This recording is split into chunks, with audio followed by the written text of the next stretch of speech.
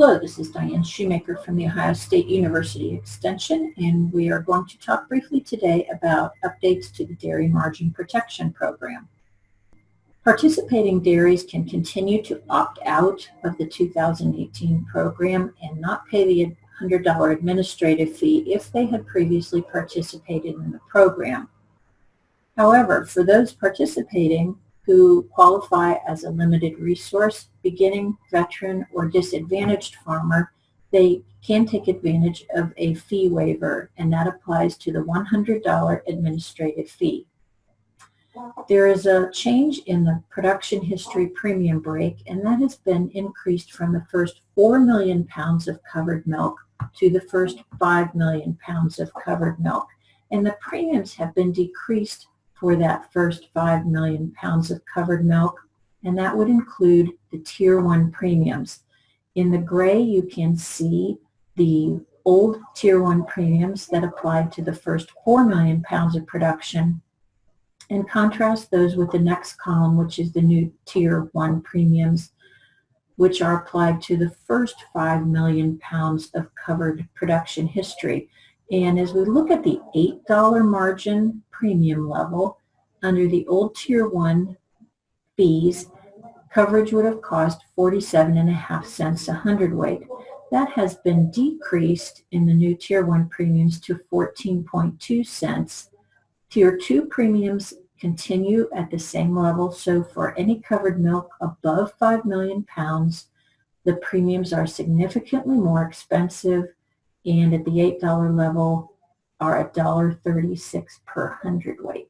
Indemnity calculations, that is the difference between the selected margin and the announced margin, will now be calculated and paid each month. Previously, 2 months were averaged together, the margins were averaged together, and the indemnity calculated on that average. This should allow two things to happen. The first will be that those indemnities will be calculated and then paid more quickly to the farm when a payment is triggered. And without averaging months together, it is likely that a few more dollars could end up flowing back to the farm.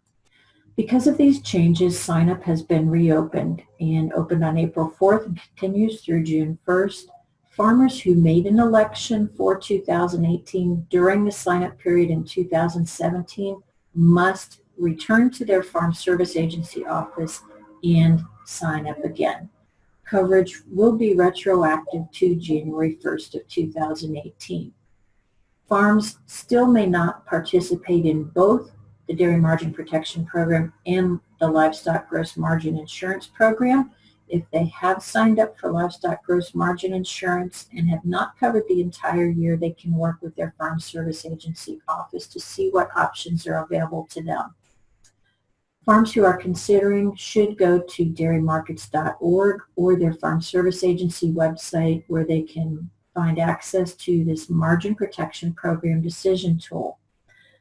Each day it changes the projections based on current market conditions, and farms can see how their farm might perform if they chose to participate in the program. They can enter their annual production history, how much of their milk they want to have covered, and then it lists for each coverage level what the administrative fee of $100 plus premiums would cost, what the expected payments are based on today's markets, and if there are any expected net returns, whether they're positive or negative.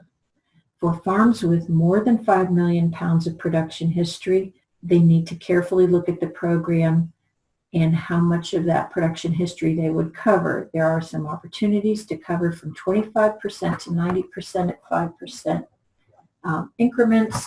However, you can see at 90% coverage, they're paying some of those higher Tier 2 premiums, so expected net returns are currently negative. So adjusting that coverage percent may get that farm some positive net return that would help pay a couple bills. So farms should look at how the Margin Protection Program changes could work for their farm in 2018. We already know that there are positive potential results for farms buying up to the $8 coverage level for February, March, likely April.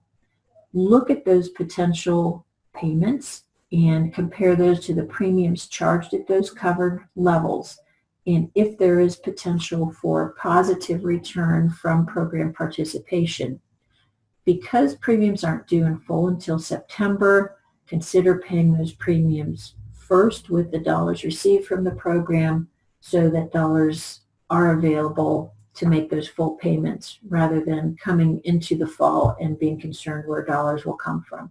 Sign-up has been reopened, so take advantage of this opportunity as it comes along. For more information about the Margin Protection Program, here are some websites that you can have access to the Protection Program tool and some additional information about participation.